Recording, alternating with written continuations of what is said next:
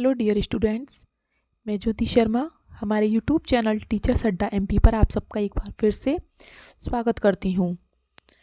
आज मैं आपके लिए क्लास नाइन्थ की साइंस का थर्ड चैप्टर लेके आई हूँ, जिसका नाम है परमाणु एवं अणु, एटम एंड मॉलिक्यूल्स। ठीक है, तो इस पार्ट 1 में मैंने कुछ मेन कॉन्सेप्ट रखे हैं आपके लिए, जो आपके एग्ज़ाम में मोस्टली आते हैं, फालतू कुछ भी नहीं है। ठीक है, सिर्फ जो मेन कॉन्सेप्ट हैं आपके वही हैं, और पार्ट 2 में आपको सारे सॉल्यूशन मिल जाएंगे। तो चलिए बढ़ते हैं अपनी क्लास की तरफ। ये हमारी क्लास है चैप्टर 3, नाम क्या है? Atom and molecules. एटम होता है परमाणु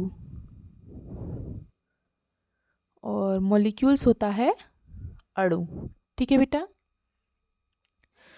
तो एटम एंड मॉलिक्यूल्स, परमाणु एवं अणु, अणु और परमाणु, बहुत कन्फ्यूज़न होता है इनमें।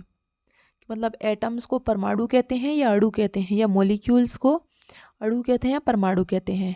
तो एक सीधा सिंपल सा तरीका है, मेरी ट्रिक है, मैंने भी ऐसे याद किया था। देखो, ये जो इंग्लिश में जिसकी स्पेलिंग छोटी है उसका हिंदी शब्द बड़ा है, और जिसका इंग्लिश की बड़ी है उसका हिंदी शब्द छोटा है। ठीक है, तो वो एटम्स छोटा है और मॉलिक्यूल्स बड़ा है, तो इस हिसाब से हिंदी में एटम की हिंदी बड़ी होगी, परमाणु और अणु। ठीक है, समझ में आ गया? जिन बच्चों को मेरी वीडियो अच्छी लगे बेटा, प्लीज़ लाइक सब्सक्राइब करें, शेयर भी करें और कमेंट भी करें, हमें अच्छा लगेगा। चलिए, सबसे पहले हम जानते हैं हिस्ट्री, एटम की हिस्ट्री, परमाणु का इतिहास। मतलब परमाणु कहाँ से मिला, किसने दिया, कैसे पता चला, परमाणु का इतिहास पढ़ते हैं। देखिए, परमाणु का इतिहास। Ancient Indian and Greek philosophers have wondered about a known and unseen form of matter. प्राचीन भारतीय और ग्रीक दार्शनिक, जो मैटर था हमारा पदार्थ, उसके द्रव्य के अज्ञात, अज्ञात एवं अनसीन, अदृश्य रूपों से सदैव चकित रहते थे।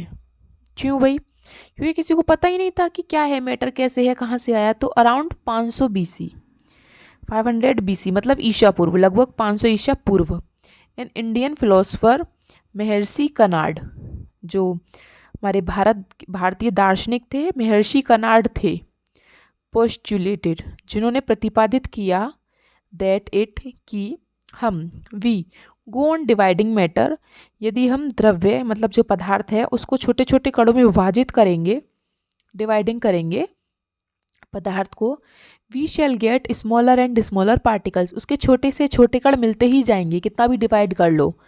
अल्टीमेटली अंत में क्या होगा?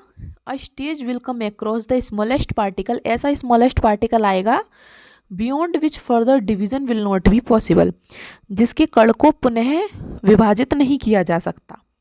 ठीक है, अर्थात वो सबसे सूक्ष्मतम कण होगा, सबसे छोटा पार्टिकल वही होगा जो जिसका हम टुकड़ा नहीं कर सकते। वो क्या होगा? वो होगा हमारा एटम। लेकिन इस एटम तक अभी तक कोई नहीं पहुंच पाया, किसी ने देखा नहीं, ये इसे हम देख नहीं सकते, क्योंकि भाई देखो, जैसे मैंने पेन का डॉट लगा दिया है, ठीक है, अब इसके अंदर इतने पार्टिकल्स हैं, इतने कि लास्ट वाला पार्टिकल कौन सा है आप देख ही नहीं सकते, आप कल्पना भी नहीं कर सकते उसकी। तो ही नेम्ड दिस पार्टिकल परमाणु, उसका क्या नाम दे दिया बेटा इन्होंने? परमाणु नाम दे दिया। अनोदर फिलोसफर, एक और भारतीय दार्शनिक आया था, उसका नाम था पकुधा कात्यायाम। क्या नाम था उसका? पकुधा, यहाँ पे लिख देती हूँ, पकुधा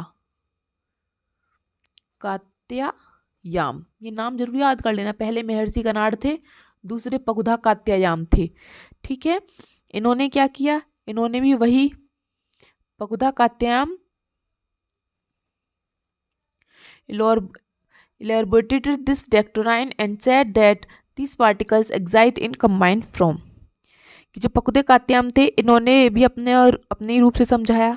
सामान्यतः इन्होंने कहा कि ये संयुक्त रूप में पाए जाते हैं, वही बात है, कंबाइंड फॉर्म, संयुक्त रूप में पाए जाते हैं। फिर अराउंड द सम ईरा, इसी समय पे लगभग एंशियंट ग्रीक फिलोसफर, ग्रीक दार्शनिक आए। क्या क्या नाम थे उनके?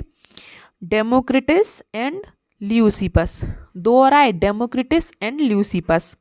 इन्होंने भी वही बताया, सुझाव दिया इन्होंने, the same and coin the term they just postulated.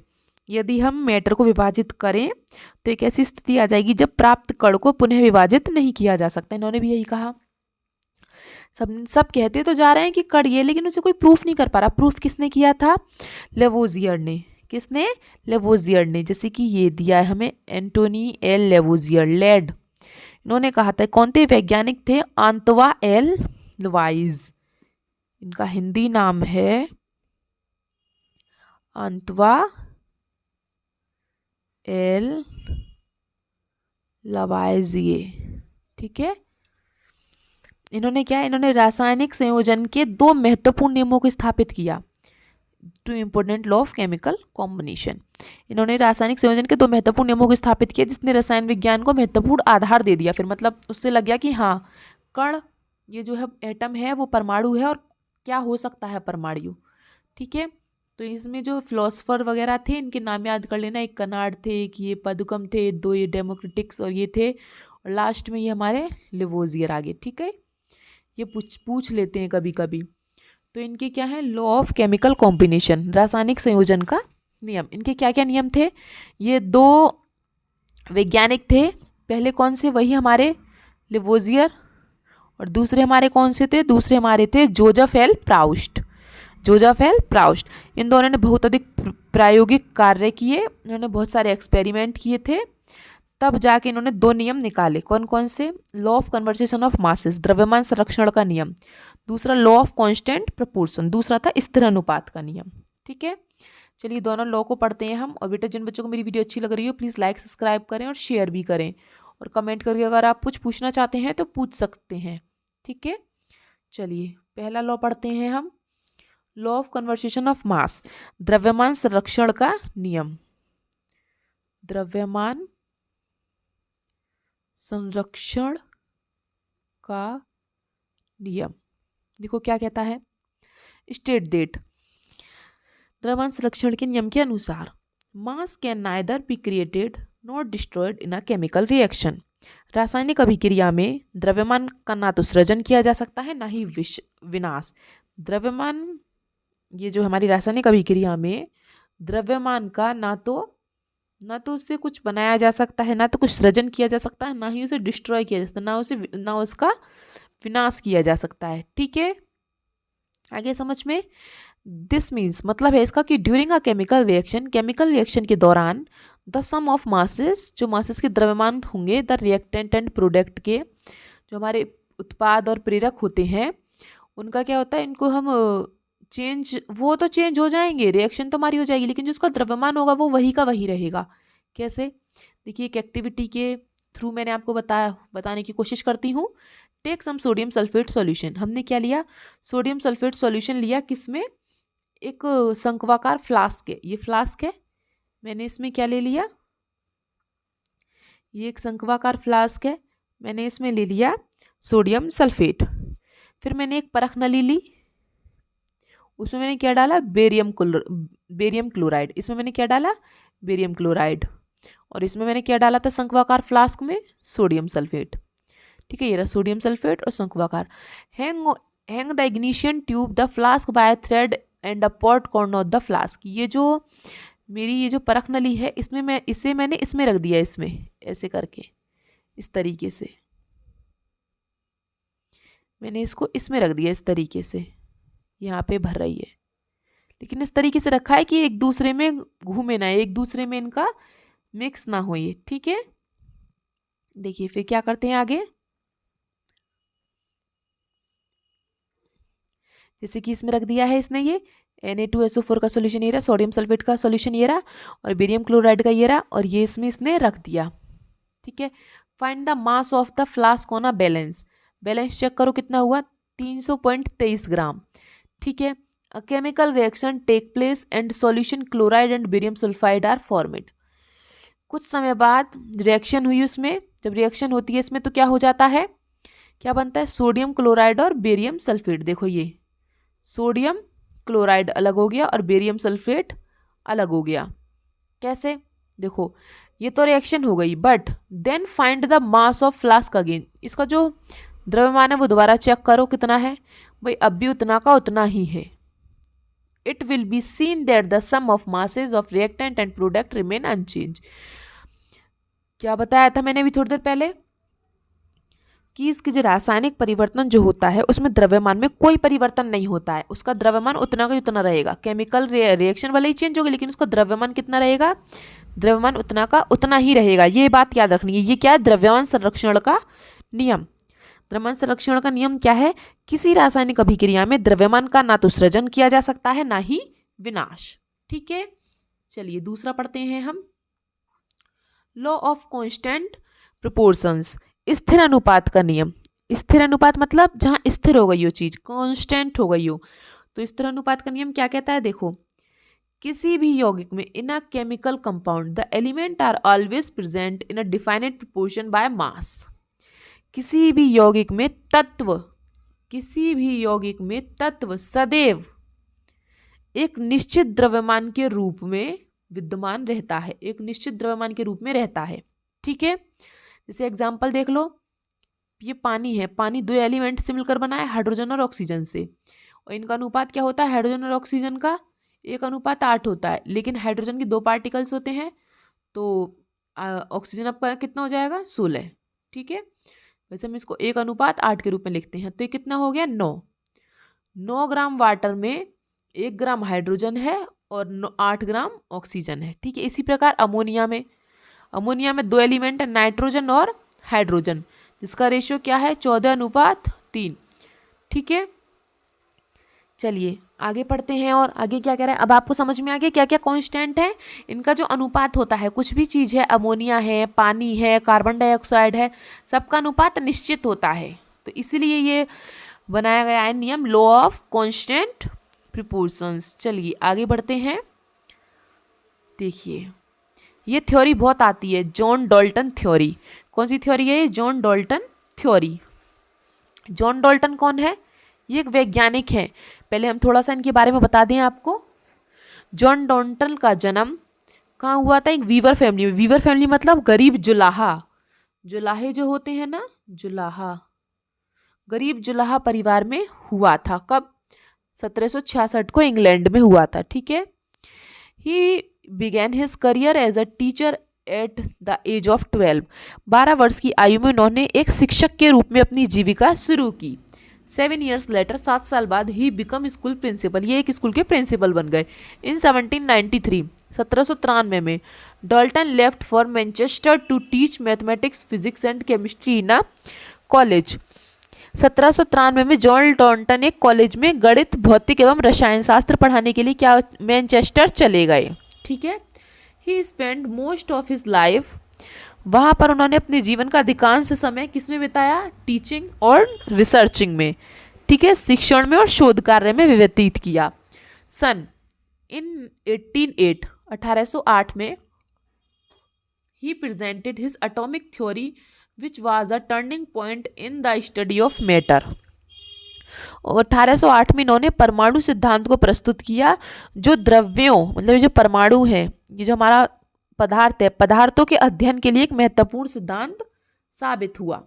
ठीक है, वो उन्होंने क्या क्या क्या दिया था अपनी थ्योरी में, देखिए डाल्टन एटॉमिक थ्योरी, इसके कुछ 6 पार्ट्स हैं। इन्होंने देखो क्या क्या कहा था, पढ़ते हैं हम। पहला, matter is made up of टिनी particles called atom. ये तो आप सबको पता है, पदार्थ किस चीज से बना है, छोटे छोटे पार्टिकल से।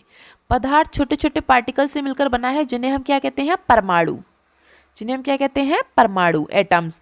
Atom are individual and can not be created और destroyed in a chemical reaction. अभी बताया था केमिकल रिएक्शन में क्या होता है, ना तो हम इनको बना सकते हैं ना हम इनका विनाश कर सकते हैं। ठीक है, परमाणु अविभाज्य सूक्ष्मतम कण होते हैं, जो रासायनिक अभिक्रिया में ना तो सृजित होते हैं और ना ही उनका विनाश होता है। Third, atoms of a given element are similar in mass and properties. दिए गए तत्व के सभी परमाणुओं का द्रव्यमान एवं रासायनिक गुणधर्म इनका क्या होता है, समान होता है। ठीक है, next, atom of different element have different masses and properties.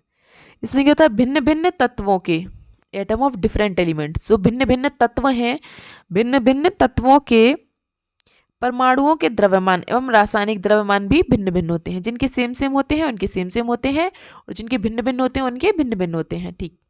Next, atom combine in small whole number ratio to form compound. भिन्न भिन्न तत्वों के परमाणु परस्पर छोटी पूर्ण संख्या के अनुपात में, इनमें क्या होता है, जो छोटी पूर्ण संख्या होती है ना उसके अनुपात में संयोग कर यौगिक का निर्माण करते हैं। ठीक है। नेक्स्ट देखिए, in a given compound the relative number and kind of atoms are constant. किसी भी यौगिक में परमाणुओं की सापेक्ष संख्या एवं प्रकार निश्चित होते हैं। ठीक है। इन्होंने ये अपने 6 लॉ बताए थे। ये डाल्टन थ्योरी में पूछ लिए जाते हैं, इनकी प्रॉपर्टीज़ वगैरह या थ्योरी के नाम से, कुछ भी के नाम से आपसे पूछ लिया जाएगा। ठीक है, तो इन्हें अच्छे से याद कर लेना। चलिए बेटा आगे बढ़ते हैं। और ये इनके कुछ सिंबल्स थे जो इन्होंने दिए थे पहली बार डाल्टन ने, कि जैसे इसमें होते हैं ना हाइड्रोजन, कार्बन, ऑक्सीजन, आयरन को अब हम Fe लिखते हैं, सल्फर को अब हम S लिखते हैं, फॉस्फोरस को क्या लिखते हैं, P लिखते हैं, कॉपर को C लिखते हैं, CO, लेड को Pv लिखते हैं। ठीक है, इस तरीके से। लेकिन पहले इस तरीके से इसके सिंबल थे, ये हाइड्रोजन है, ये कार्बन है, कुछ भरा हुआ है तो खाली है तो ऑक्सीजन है, आयरन को I से, सिल्वर को S से। लेकिन अब इन सबके परमाणु क्रमांक चेंज हो गए, इनके जो सिंबल्स हैं सबके सिंबल्स अलग हो गए हैं, चेंज हो गए हैं, वो हम अभी आपको आगे बता देंगे। चलिए, और जिन बच्चों को मेरी वीडियो अच्छी लग रही हो बेटा प्लीज़ लाइक शेयर सब्सक्राइब ज़रूर करें। देखिए, थर्ड क्या आता है हमारा, एटम।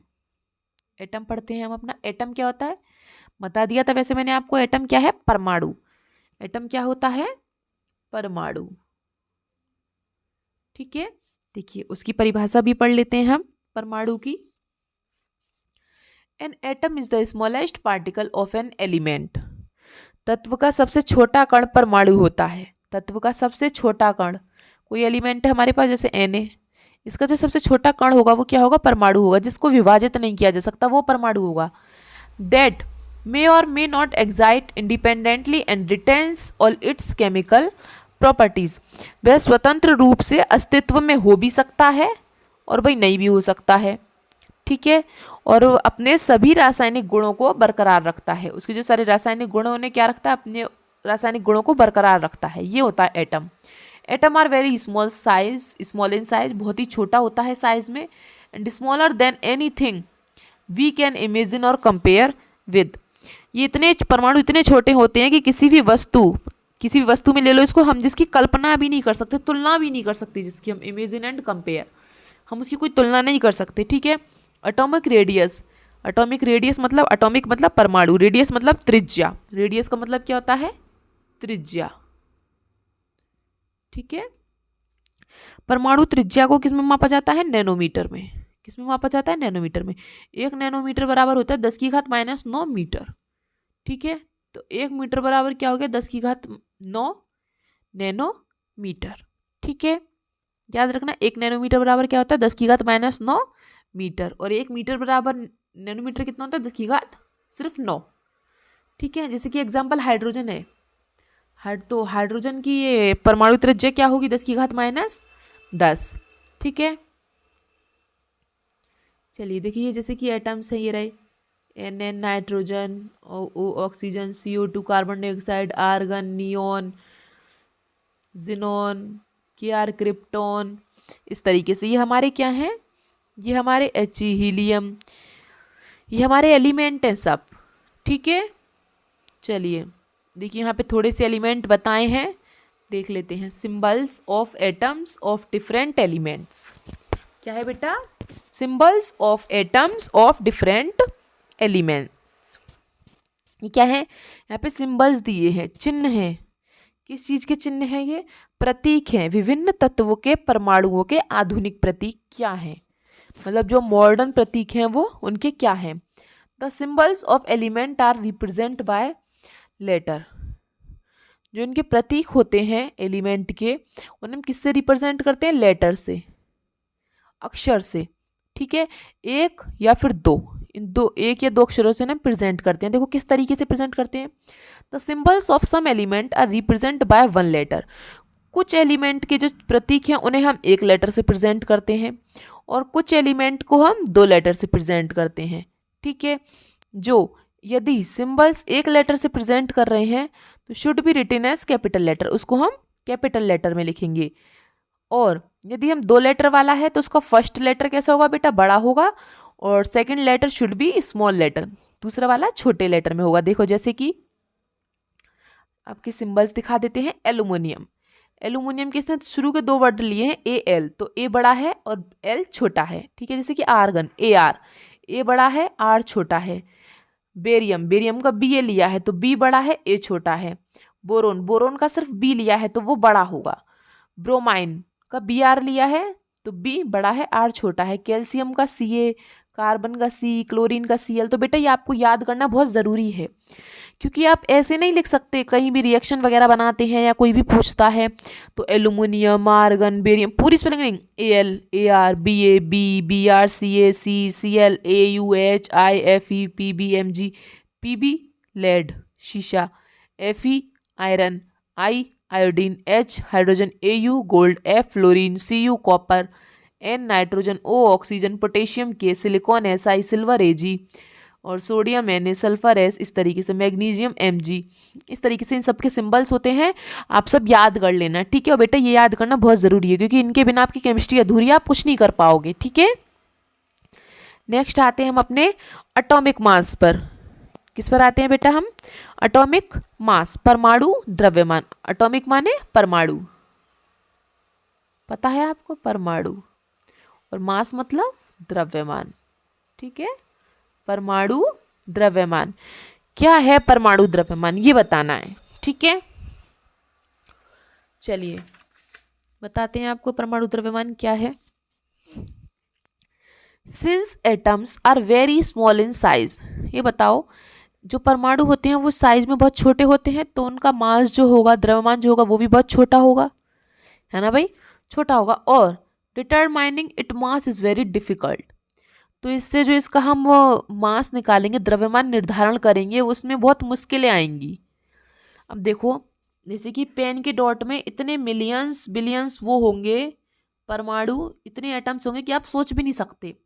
तो अब जो सबसे छोटा परमाणु होगा उसका द्रव्यमान भाई तुम कैसे निकाल लोगे, इसका कैसे निकाल लोगे, बहुत मुश्किल है। तो इसके लिए वैज्ञानिकों ने एक नई टेक्निक निकाली, उन्होंने अपने एक्सपेरिमेंट वगैरह करके देखिए क्या था। सो इसलिए the mass of an atom is compared, जो हमारा तत्व का, जो हमारा परमाणु का द्रव्यमान है उसे किसके साथ कंपेयर करते हैं, एक स्टैंडर्ड एटम के साथ। स्टैंडर्ड एटम मतलब एक मानक परमाणु के साथ। स्टैंडर्ड एटम का यहाँ पे मतलब है मानक परमाणु। हम इन्होंने क्या किया था, एक ऐसा मानक परमाणु बनाएंगे जिसके हिसाब से टोटल जितने भी एलिमेंट के एटम्स होंगे और उनका जो सबसे वेरी स्मॉल साइज पार्टिकल होगा उनका, उसका मास, उसका द्रव्यमान निकाल लेंगे, ठीक है। तो उन्होंने क्या निकाला था, the atom which is considered as a standard atom for comparing with the masses of other atoms is carbon 12। उन्होंने क्या किया, उन्होंने एक एटम, इन्होंने जो मानक परमाणु था हमारा, मानक परमाणु निकाला। उन्होंने क्या निकाला, वो उन्होंने कार्बन 12। कैसे निकाला उन्होंने कार्बन 12, देखिए क्या हुआ, जब साइंटिस्टों ने खोज वगैरह की कि क्या हुआ, कैसे हुआ, मतलब अब इसका मास कैसे निकालेंगे, द्रव्यमान कैसे निकालेंगे। तो सन 1961 में, कितने में, सन 1961 में, 1961 में परमाणु द्रव्यमानों को ज्ञात करने के लिए क्या निकाला, एक परमाणु द्रव्यमान इकाई कार्बन 12। क्या निकाला, परमाणु द्रव्यमान इकाई, एटॉमिक मास यूनिट, जिसे हम म्यू से प्रेजेंट करते हैं, ठीक है। इसका ये सिंबल है एटॉमिक मास यूनिट का। तो उन्होंने क्या किया, परमाणु द्रव्यमान इकाई कार्बन 12 को मानक परमाणु के रूप में स्वीकार कर दिया। क्या कर दिया, स्टैंडर्ड एटम बना दिया, किसको, कार्बन 12 को। क्यों, क्योंकि जो इसमें जो इसका एक परमाणु का जो द्रव्यमान था ना, इसका एक परमाणु का द्रव्यमान, परमाणु मतलब एटम का मास, एक परमाणु द्रव्यमान के 1/12वें भाग को मानक परमाणु द्रव्यमान इकाई के रूप में लेते थे हम। ठीक है, कैसे लेते थे? 1 atomic mass unit is the mass of 1/12 the mass of a carbon 12 atom. एक परमाणु के द्रव्यमान के, जो एक परमाणु का द्रव्यमान होता था, एक परमाणु के द्रव्यमान के 1/12वें भाग को मानक परमाणु द्रव्यमान इकाई के रूप में लेते थे। ठीक है, the atomic mass of an element is defined as, उसको डिफाइन कैसे किया? जैसे बताया था ऊपर, the average mass of one atom, the average mass of one atom of the element compared with 1/12 the mass of a carbon 12 atom. ठीक है, किसी तत्व का परमाणु द्रव्यमान, क्या किसी तत्व का परमाणु द्रव्यमान किसे गया? किसी तत्व के एक अणु के द्रव्यमान की तुलना, किसी तत्व का, ध्यान से सुनना, किसी तत्व का, कोई तत्व है, किसी तत्व का, इसका एक अणु का, इसके एक अणु का द्रव्यमान, इसमें ना जाने कितने अणु हैं, इसके एक अणु के द्रव्यमान की तुलना किससे की थी? कार्बन 12 परमाणु के द्रव्यमान के 1/12 से। जो इसका 1/12वां भाग होगा ना कार्बन का, वही Na का एक परमाणु का भाग होगा। ठीक है, चलिए आगे देखते हैं। Atomic mass, some atomic mass of some element, इसने क्या निकाला था? तत्वों का परमाणु द्रव्यमान निकालना। तत्वों का परमाणु द्रव्यमान, परमाणु द्रव्यमान आप कैसे निकालते हैं? देखिए मैं आपको बता देती हूँ किस तरीके से निकालना है।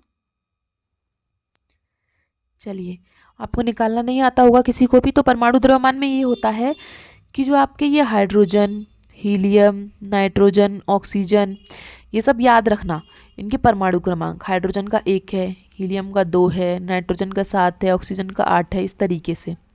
ठीक है, तो इनको याद रखना बहुत ज़रूरी है। इन्हीं से आपका क्या निकलेगा? Atomic mass. एटॉमिक मास कैसे निकलेगा? देखो फॉर्मूला है एक, पहले देखो जो जिनके नंबर विषम होंगे, विषम, ठीक है, याद रखना, जिनके नंबर विषम होंगे तो उनको आप क्या करोगे? उनमें आप उनकी परमाणु संख्या लिखोगे, एटॉमिक नंबर लिखोगे उनका, परमाणु संख्या गुणा 2 + 1। याद रखना परमाणु संख्या, ये सिर्फ 20 तक के लिए, ठीक है, 20 तक के लिए है ये परमाणु संख्या है।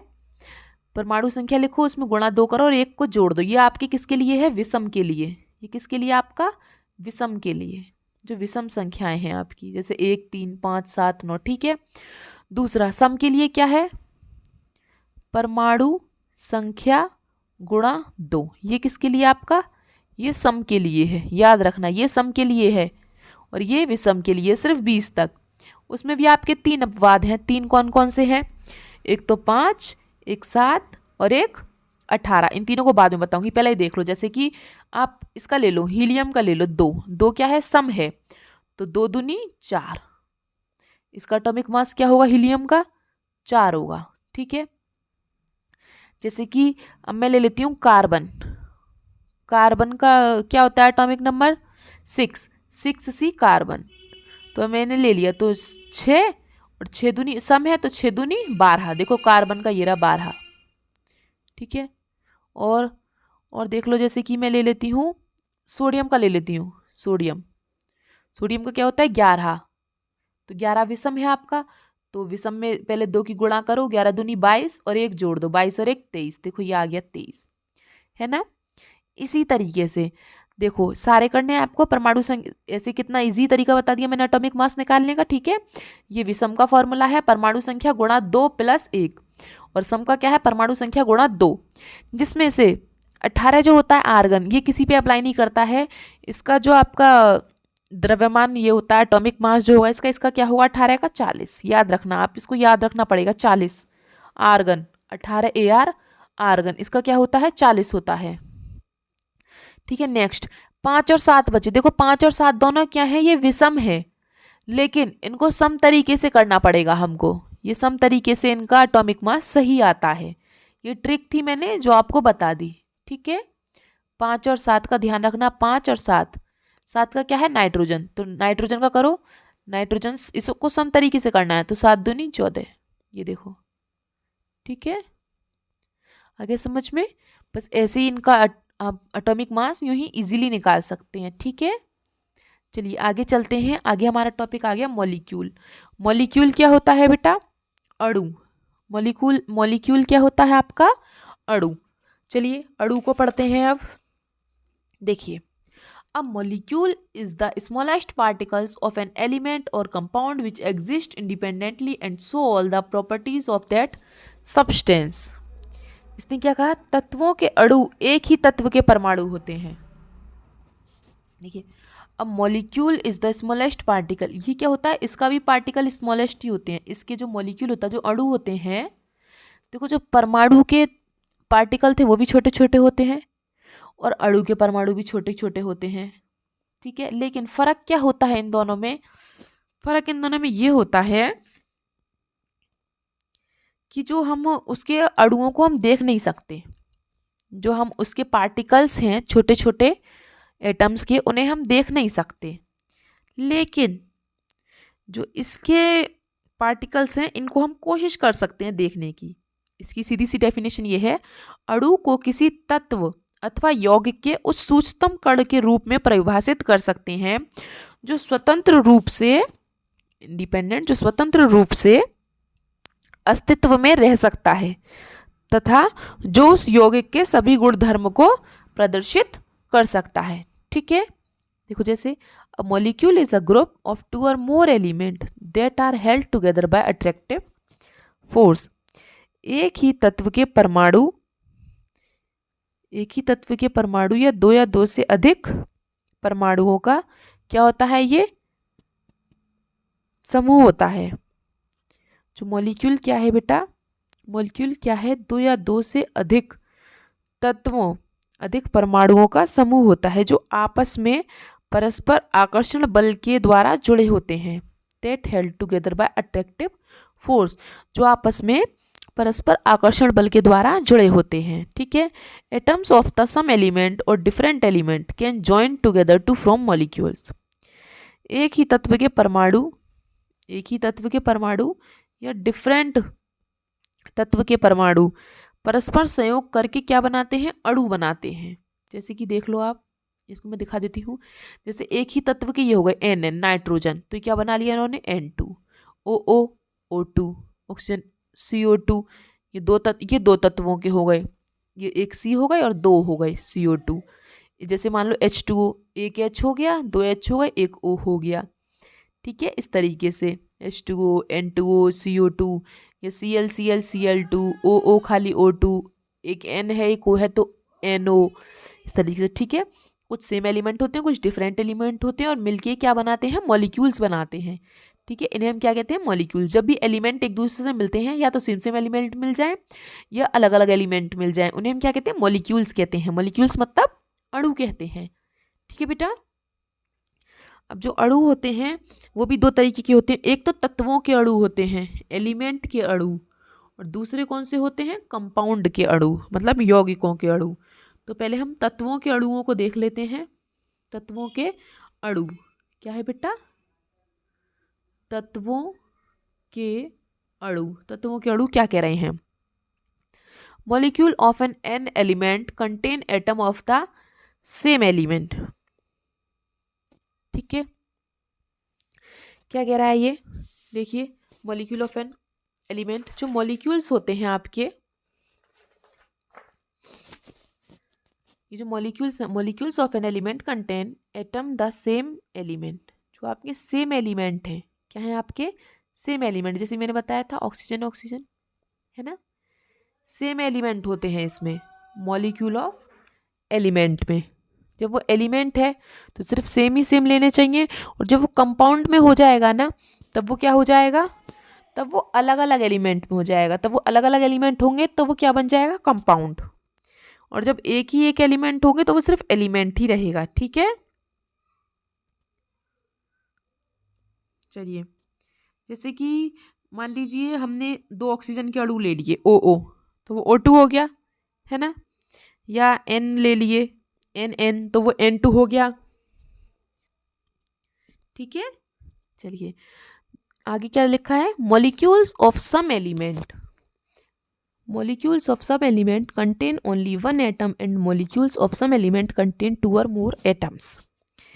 किसी तत्व के अणु, इसमें क्या है, जो किसी भी तत्व के अणु हैं केवल एक ही प्रकार के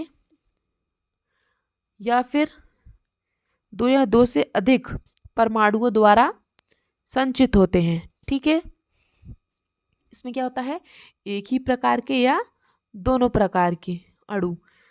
तो उसमें क्या, हमें इसका नाम बनाना है नीचे, जैसे कि दिया है मोनोएटॉमिक, डायटॉमिक, ट्राइएटॉमिक। ठीक है, एटोमिसिटी, एटोमिसिटी क्या होती है, परमाणुकता। एटोमिसिटी को क्या बोलते हैं आप, परमाणुकता, परमाणुकता ऑफ एन एलिमेंट, तत्वों की परमाणुकता। परमाणुकता क्या होती है आपकी, परमाणुकता है अणु की संरचना में प्रयुक्त होने वाले परमाणुओं की जो संख्या है, परमाणुओं की जो संख्या है उसे हम क्या कहेंगे, अणुओं की परमाणुकता कहेंगे। कैसे कहेंगे, देखो जैसे मैं आपको इसमें एग्जांपल्स में बता देती हूँ, दिए हुए हैं। जैसे कि हमने आर्गन ले लिया, आर्गन, ठीक है, आपने आर्गन लिया। आर्गन क्या है आपका, नॉन मेटल है, अधातु है आर्गन। आर्गन आपकी क्या है, अधातु। ठीक है, जिसे हम Ar से लिखते हैं। ठीक है, इसको हम किससे लिखते हैं, Ar से। तो आर्गन को हम एक ही बार लिखते हैं, तो इसका नाम क्या है, मोनोएटॉमिक। मोनो मतलब एक परमाणुक,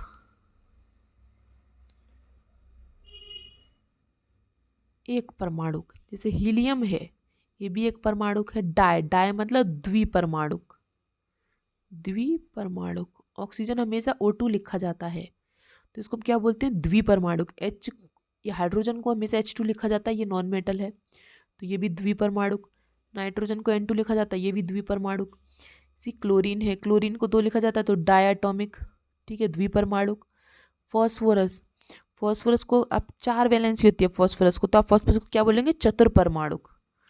और जिसमें बहुत सारे होते हैं, जैसे कि सल्फर में होते हैं एसेट, तो इसको आप क्या बोलेंगे, बहुपरमाणुक, पॉलीएटॉमिक। क्या बोलेंगे इसको आप, बहुपरमाणुक। ठीक है, इसी तरीके से सारे हैं। तो ये एटोमेटिसिटी होती है, किसी की परमाणुकता पहचानना। अब देखिए, मॉलिक्यूल ऑफ कंपाउंड, यौगिकों के अणु। ये जो यौगिक होते हैं जो कि कुछ बन जाते हैं, जो दो या तीन एलिमेंट को मिलाकर कुछ नाम दे देते हैं खुद को, जैसे कि जल, वाटर, किस किस से बना है, हाइड्रोजन और ऑक्सीजन से। इसमें 2 हाइड्रोजन है और 1 ऑक्सीजन है, ये है मॉलिक्यूल ऑफ कंपाउंड। ठीक है, जैसे कि अमोनिया, अमोनिया का फॉर्मूला होता है NH3, कि नाइट्रोजन और हाइड्रोजन, N मतलब नाइट्रोजन, H मतलब हाइड्रोजन। इसमें क्या, 1 नाइट्रोजन है और 3 हाइड्रोजन है। ठीक है, ऐसे ही कार्बन डाइऑक्साइड, इसमें कार्बन है और ऑक्सीजन है, 1 कार्बन है 2 ऑक्सीजन है। ये है मॉलिक्यूल ऑफ कंपाउंड, ये है यौगिकों के अणु। ठीक है, ये क्या कहते हैं हम, molecule of a compound contain atom of 2 और more different type of element. भिन्न भिन्न तत्वों के परमाणु एक निश्चित अनुपात में जुड़कर यौगिकों के अणु का निर्माण करते हैं। ठीक है बेटा, चलिए आगे बढ़ते हैं। आगे आता है हमारा आयंस। आयन क्या होता है बेटा, आयन, आयन होता है हमारा प्लस या माइनस का चार्ज, जो कि हमारी ये जो सिंबल्स होते हैं इनके ऊपर लगा रहता है। सिंपल सी बात ये है, जैसे ये सोडियम का सिंबल है, ये क्या है, ये मेटल है। जो मेटल जो होते हैं वो हमेशा इलेक्ट्रॉन देते हैं, तो उनके ऊपर हमेशा प्लस का चार्ज होता है। जो देगा ना अपना इलेक्ट्रॉन, उसके ऊपर हमेशा प्लस का चार्ज होगा। तो जो सारे मेटल्स होते हैं ना, वो आयन देते हैं, तो इनके ऊपर सबके ऊपर प्लस का चार्ज होता है। और जो नॉन मेटल होते हैं, जैसे कि क्लोरीन, इसके ऊपर माइनस का चार्ज होगा। क्यों, क्योंकि जो नॉन मेटल होते हैं सारे, जो अधातु होते हैं ना, वो इलेक्ट्रॉन को लेते हैं दूसरों से, तो उनके ऊपर माइनस चार्ज आ जाता है। तो ये जो चार्ज होते हैं ना, प्लस माइनस, ये क्या होते हैं, ये आयंस कहते हैं हम इनको। ठीक है, देखिए जैसे मैं अब आपको यहाँ बता देती हूँ, compound containing metal and non metal element contain charge particle called ions. धातु एवं अधातु युक्त यौगिक आवेशित कणों से बने होते हैं। इन आवेशित कणों को आप क्या कहते हैं, आयन कहते हैं। ठीक है, an ion is a charge particle, ये क्या है, एक चार्ज पार्टिकल है, पॉजिटिव और नेगेटिव चार्जर, जिन्हें हम क्या बोलते हैं, पॉजिटिव और नेगेटिव। अब positively charge is called ion cations. जो पॉजिटिव होते हैं ना, प्लस जो मेटल में लगे होते हैं, उन्हें हम क्या कहते हैं, पॉजिटिव आयन। उन्हें हम क्या कहते हैं, कैटायन। कैटायन मतलब धनायन, हिंदी में क्या बोलते हैं इसको, धनायन।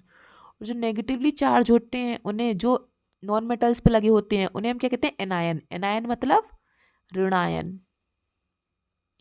एनायन मतलब ऋणायन और कैटायन मतलब धनायन। धनायन प्लस चार्ज होता है, कैटायन माइनस चार्ज होता है। माइनस चार्ज नॉन मेटल पे होते हैं और प्लस चार्ज मेटल्स पे होते हैं। ठीक है, देखिए जैसे कि इसमें आपको दिखाया गया है, valency is the combining capacity of an element. इन्हें हम क्या बोलते हैं, वैलेंसी बोलते हैं कि किस पे कितनी वैलेंसी है। सोडियम के पे कितनी वैलेंसी है, पोटेशियम पे कितनी वैलेंसी है। वैलेंसी मतलब संयोजकता। संयोजकता, संयोजकता क्या होती है, किसी तत्व की संयोजन शक्ति, उस तत्व की संयोजकता होती है। किसी तत्व की संयोजन शक्ति उस तत्व की संयोजकता होती है। ठीक है, देखिए वैलेंसीज याद करना इसलिए ज़रूरी होता है ताकि हम जो फॉर्मूले बनाते हैं आगे चल के वो फॉर्मूले हम इजीली बना सके। कैसे, देखो सोडियम की वैलेंसी कितनी है, 1, तो इसलिए 1 प्लस का चार्ज है। पोटेशियम की वैलेंसी 1 है तो इसलिए 1 प्लस का चार्ज है। सिल्वर की वैलेंसी 1 है इसलिए 1 प्लस का चार्ज है। मैग्नीशियम की वैलेंसी 2 है इसलिए 2 प्लस के चार्ज हैं। कैल्शियम की वैलेंसी 2 है इसलिए 2 प्लस के चार्ज हैं। ये जो इधर है ना, ये सारे मेटल्स हैं इसलिए सब पे प्लस का चार्ज है, और ये नॉन मेटल्स हैं इसलिए इन पे माइनस का चार्ज है। ठीक है, देखो जैसे hydrogen, hydride, chloride, bromide, iodide, oxide. Iodide की वैलेंसी 1 है इसलिए इस पे 1 चार्ज है। ब्रोमाइड की एक वैलेंसी है, क्लोराइड की एक वैलेंसी है, हाइड्राइड की, हाइड्रोजन की कैसे है वो और देख लो जरा। एक शॉर्ट तरीके समझा देती हूँ, वैसे मैं अलग इसका वीडियो बना दूंगी। जैसे कि सोडियम है, सोडियम का परमाणु क्रमांक क्या है, 11 है। तो जो इसका लास्ट का अक्षर होता है ना, उसको हम लिखते हैं जैसे 2। पहले हम लेंगे 2, फिर 8, फिर 8, फिर ऐसे 18, 18, 32, 32, फिर तो बहुत हो जाता है। ठीक है, तो 2 फिर 8, 2 और 8 कितने हो गए, 10, 10 और 1 11। तो जो लास्ट वाली क्या है, 1, तो कितनी वैलेंसी हो गई, 1। अब जैसे कि पोटेशियम है के, पोटेशियम का क्या होता है, 19, 19 होता है परमाणु क्रमांक। तो जोड़ो 2 और 8 10, 10 और 8 18। अब कितने आएंगे इसमें, 18 और 1 19, तो 1 आ गया, 1 जोड़ लिया। एक बात और याद रखना, अगर पीछे 4 से ज़्यादा आए, 5 6 7 आ जाए तो इन्हें लिखते नहीं है, इन्हें 8 में से घटा के लिखते हैं, याद रखना। क्योंकि वैलेंसी 5 6 7 नहीं लिखते हैं, जब भी वैलेंसी आए तो इन्हें 8 में से घटा के लिखेंगे। देखो मैं आपको बता देती हूँ, जैसे आप ले लो, किसका लेंगे आप, ऑक्सीजन का ले लो। हाँ, 8O ऑक्सीजन ले लें,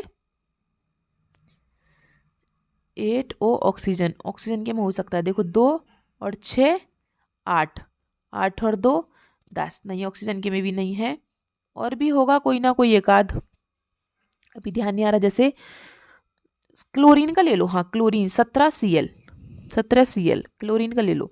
क्लोरीन के में देखो 2 और 8 10, 10 और 7 17। अब ये पीछे का 7 है तो 7 तो नहीं लगा सकते आप, लेकिन इसे 8 में से घटा दो, 8 में से 7 गए तो कितना बचेगा, 1। तो क्लोरीन की वैलेंसी कितनी है, 1। देखो जैसे कि ये दे रखी है, क्लोरीन की वैलेंसी कितनी है, 1, 1 माइनस का चार्ज है बस। आगे समझ में, इसी तरीके से इन सब की वैलेंसी निकालनी पड़ती है। ठीक है, चलिए आगे बढ़ते हैं। देखो यहाँ ये फॉर्मूला बनाना सिखा रहा है, कैसे सिखाएगा आपको फॉर्मूला बनाना बहुत ज़रूरी होता है। ठीक है, देख लीजिए, कह रहा है राइट द सिंबल्स, क्या लिखना है आपको, सिंबल्स लिखने हैं आपको। ये जो सिंबल्स दिए ना HCl, ये सिंबल्स हैं, फॉर्मूला इनके बिना अधूरा है, सिंबल से ही बनता है फॉर्मूला। ये नहीं है कि अपने हाइड्रोजन क्लोराइड लिख दिया तो वो फॉर्मूला हो गया, वो नहीं है, HCl फॉर्मूला है। ठीक है, उसमें क्या लगाते हैं, एलिमेंट है, एलिमेंट मतलब तत्वों का सिंबल्स और उनके आयंस। ठीक है, उनके सिंबल्स लगाते हैं, मेटल है तो पॉजिटिव आयन, और उन्हें हम किस साइड लिखते हैं, लेफ्ट साइड। और अगर नॉन मेटल हैं तो उन पे नेगेटिव आयन आ जाएगा और उन्हें हम राइट साइड लिखेंगे। वो मैंने अभी आपको बताया था ना कि पॉजिटिव आयन है तो वो मेटल्स हैं और नॉन मेटल्स हैं तो वो नेगेटिव आयन्स हैं। ठीक है, right the valencies of the element और आयन्स बिलो द एलिमेंट्स और आयन्स। क्या करेंगे हम, जो उनकी वैलेंसी होगी, एलिमेंट की जो वैलेंसी होगी ना, वो हम उन्हें एलिमेंट के नीचे लिखेंगे। जैसे कि इसने दिया है, पहले इसने क्या लिख दिया है, फॉर्मूला लिख दिया है, ये सिंबल्स ये रहे और वैलेंसी उसकी नीचे लिखेंगे, ये रहे वैलेंसी जैसे यहाँ पे इसने नीचे लिखी है। ठीक है, next cross over the valencies of the combining ion, इनको क्या करेंगे क्रॉस कर देंगे, इसको इससे मिलाएंगे, इसको इससे मिलाएंगे, एक दूसरे की वैलेंस की चुरा लेंगे, तब फॉर्मूला बनेगा। ठीक है, polyatomic ions should be enclosed in bracket before writing the formula. लेकिन एक बात याद रखना, जो ज़्यादा परमाणु आयन होंगे, जिनके बहुपरमाणु का आयन होते हैं, उनके द्वारा निर्मित यौगिकों में आयनों की संख्या को दर्शाने के लिए आप क्या करेंगे, आयन को कोष्टक में लिखकर दर्शाएंगे, उसकी संख्या को, आयन की संख्या को कोष्टक में लिखेंगे तब लिखेंगे। ठीक है, अभी आगे आएगा आपको बता देंगे। देखो जैसे कि हमने पहले क्या लिया है, हाइड्रोजन क्लोराइड, हाइड्रोजन क्लोराइड, तो हमने हाइड्रोजन ले लिया और क्लोराइड ले लिया। हाइड्रोजन की वैलेंसी कितनी है 1 और क्लोरीन की कितनी है 1, दोनों को दे दिया 1 1। अब एक जो होता है उसको लिखते नहीं है, H के पास 1 है, Cl के पास 1 है, तो क्या बन गया HCl। अब जैसे हाइड्रोजन सल्फाइड, हाइड्रोजन ले लिया, S ले लिया, हाइड्रोजन की वैलेंसी 1 है, सल्फाइड की 2 है, तो दोनों को क्रॉस कर दिया, तो H के साथ 2 और S के साथ 1, तो H2S। इसी प्रकार क्लोरीन की कार्बन की वैलेंसी 1 है, क्लोरीन की वैलेंसी 4 है, सॉरी कार्बन की वैलेंसी 4 होती है और क्लोरीन की वैलेंसी 1 होती है, तो इसको इससे जोड़ दिया, इसको इससे जोड़ दिया, बन गया CCl4। ठीक है, नेक्स्ट और भी काफ़ी हैं। देखो कैल्शियम ऑक्साइड, कैल्शियम Ca और ऑक्साइड मतलब O की वैलेंसी 2 है और कैल्शियम की वैलेंसी भी 2 है, तो ये दोनों की बन गई, तो Ca2OT। जब दोनों बराबर बराबर होती हैं तो इन्हें काट दो, 1 1 कर दो दोनों को, तो CaO भी आप लिख सकते हैं। ठीक है, अब जैसे एल्यूमिनियम की वैलेंसी 3 है और ऑक्सीजन की वैलेंसी 2 है, तो Al2O3। ठीक है, इसी प्रकार से बनते हैं ये सब। हम आते हैं अपने लास्ट वाले टॉपिक पे, मॉलिक्यूलर मास या formula unit mass. Molecular mass मतलब आणविक द्रव्यमान। क्या है बेटा, आणविक द्रव्यमान। ठीक है, आणविक द्रव्यमान, आणविक द्रव्यमान क्या होता है हमारा, देखिए पढ़ते हैं आणविक द्रव्यमान क्या है हमारा। यह फॉर्मूला यूनिट मास या फिर सूत्र इकाई द्रव्यमान भी बोल सकते हैं इसको। ठीक है, देखिए the molecular mass of a substance is the sum of the atomic masses of all atoms in a molecule of the substance. किसी पदार्थ का आणविक द्रव्यमान, किसी पदार्थ का आणविक द्रव्यमान उसके सभी संगठक परमाणु, उसके सभी संगठक परमाणुओं के द्रव्यमानों का योग होता है।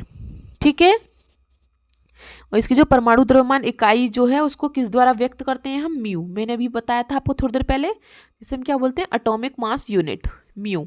ठीक है, किससे से एक्सप्रेस करते हैं हम इसे, एटॉमिक मास यूनिट से, म्यू के द्वारा हम इसे रिप्रेजेंट करते हैं, प्रदर्शित करते हैं। ठीक है, जैसे कि एग्जांपल्स देख लो कुछ, क्योंकि एग्जाम इस जो पूरे इसमें है ना, इसमें आपके में ऐसे ही इसकी जो पूरी सॉल्यूशन है, जो मैं आपको कल इसके क्वेश्चन आंसर कराऊंगी नेक्स्ट वीडियो में, उसमें पूरी में सॉल्यूशन में यही दे रखा है कि इसका एटॉमिक मास क्या है, या इसकी वैलेंसी क्या है, या इसका फॉर्मूला क्या है केमिकल, या इस केमिकल फॉर्मूला का नाम क्या है। ठीक है, जैसे मॉलिक्यूल मास ऑफ वाटर, जैसे हमने पानी ले लिया, पानी का फॉर्मूला क्या होता है H2O। अब देखो इसमें हाइड्रोजन का एटॉमिक नंबर क्या होता है 1। ठीक है, हाइड्रोजन का वो क्या होगा एटॉमिक मास, द्रव्यमान क्या होगा इसका 1, और ऑक्सीजन का क्या होगा 16। मैंने बताया था आपको निकालना, जैसे कि ऑक्सीजन का क्या होता है 8O ऑक्सीजन, तो 8 की 2 में गुणा कर दो, 8 दूनी 16। बताया था ना मैंने आपको कि सम है तो 2 की गुणा कर दो और विषम है तो 2 की गुणा करके 1 जोड़ दो, बस वही तो है एटॉमिक मास। ठीक है, तो अब देखो हाइड्रोजन का निकालना है, तो हाइड्रोजन का हमने 1 है एटॉमिक मास, और इसका कितना है ऑक्सीजन का 16 है। लेकिन हाइड्रोजन के हमारे पास कितने मॉलिक्यूल हैं 2, हाइड्रोजन के हमारे पास 2 मॉलिक्यूल हैं, और 16 तो ऑक्सीजन के पास 1 ही है, तो 16 का 16 रहेगा, 2 एकम 2, 2 और 16 कितने हो गए हमारे 18। तो इसका आंसर क्या आया बेटा 18। मॉलिक्यूलर मास क्या निकलेगा पानी का, आणविक द्रव्यमान क्या होगा 18। ठीक है, नेक्स्ट देख लो नाइट्रिक एसिड HNO3। देखो H का एटॉमिक मास द्रव्यमान क्या होगा इसका 1, और आता है हमारा N का मैंने भी बताया था 7 दूनी 14 होता है, और O का कितना होता है 16। अब ये देखो H कितने हैं 1, तो 1 ही रहेगा, N कितना है 1 तो 14 ही रहेगा, लेकिन O कितने हैं 3, तो इसमें 3 की गुणा कर दो, 16 तिया 48, तो 48 14 और 1 कितने हो गए तीनों टोटल मिला के? 63। आ गया समझ में? बस ये आज की क्लास बेटा इतनी थी आपकी। और अगर आपको ये पीडीएफ चाहिए तो ये हमारा टेलीग्राम चैनल है, उस पर आपको फ्री पीडीएफ और नोट्स मिल जाते हैं, तो आप उसके लिए इसे ज्वाइन कर सकते हैं। और हमारे चैनल का नाम आपको पता है टीचर्स अड्डा एमपी। और मेरी वीडियो को देखने के लिए आप सबका बहुत बहुत धन्यवाद। अगर बेटा आपको मेरी वीडियो अच्छी लगी हो तो प्लीज़ लाइक करें, सब्सक्राइब ज़रूर करें और शेयर भी करें, ताकि मेरी वीडियो और लोगों तक पहुँचे। और हमें भी जैसे हम आपको पढ़ाकर आपको सक्सेस दिला रहे हैं, तो आप हमारी वीडियो को शेयर करें, सब्सक्राइब करें, ताकि जिससे हमें भी कुछ सक्सेस मिल सके। और अगर आप कमेंट करके कुछ पूछना चाहते हैं तो डोंट वरी, पूछ सकते हैं। कोई भी सॉल्यूशन चाहिए आपको, कुछ भी चाहिए तो आप पूछ सकते हैं हमसे। ठीक है, चलिए अगली क्लास तक के लिए आप सबको मेरा नमस्कार। आपका दिन शुभ हो।